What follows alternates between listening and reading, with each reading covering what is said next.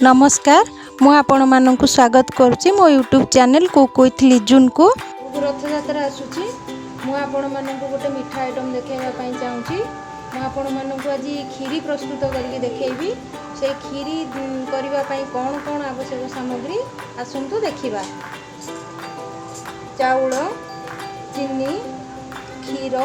क्षीर 2 cup नहीं चाउल अनुसार मु क्षीर नहीं आपण मैंने जी चाउल नेबे से क्वांटिटी क्षीर नेबे मिल्क मेड गुआ घी काजू किशमिश आलमंड गुजरात एबे आमे घी पकेइबा काजू किशमिश भाजीबा पई एबे काजू पकेइ देबा काजू किशमिश पकेइ देबा मैं भाजी देबा काजू किशमिश को ये चाउल को भल से मु धोई अध घंटा आगु बतुरे देइथिली मुझे चाउल को पकेइली प्रेशर रे आपण माने आपनकर जति क्वांटिटी रो चाउल नबा चाहिए नेबे तादेरे पानी देबे नहीं सब क्षीर दबानी आमे तादेरु गोटे फुल कप क्षीर दबा देई एबे आमे घोड़णी बंद कर दबा एबे प्रेशर आमे दे दबा प्रेशर देकी 2टा सीटी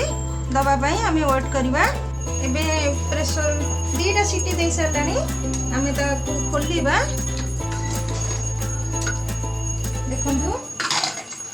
से हेई जाई छे आमे आउ जति को क्षीर रखी थिले ताकू आमे सेथिरे ऐड कर दबा से क्षीर को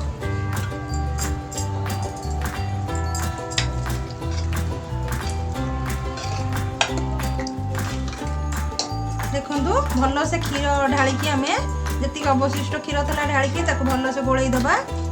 एबे ता देहरे आमे चीनी ऐड कर दबा एबे चीनी ऐड कर दबा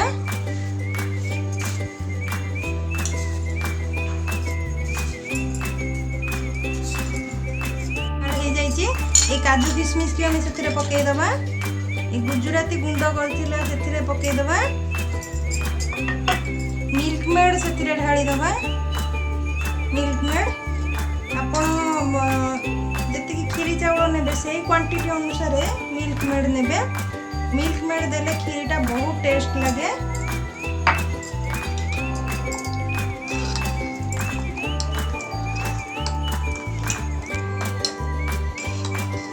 देखंतु ये पूरा हेई आसलानी एबे हमें ताकू प्लेट रे सर्व कर दबा देखंतु ए रेसिपीटी मोर प्रस्तुत हो जायछि आपण माने ए रेसिपीटी को निश्चिंत बनांतु आपण माननकु रथ यात्रा पई अनेक अनेक शुभकामना आपण माने मोर ए रेसिपी पसंद आसिले मो चैनल को लाइक शेयर सब्सक्राइब करिवे आ फेसबुक और इंस्टाग्राम रे भी मते फॉलो करि परिबे लिंक इन द डिस्क्रिप्शन।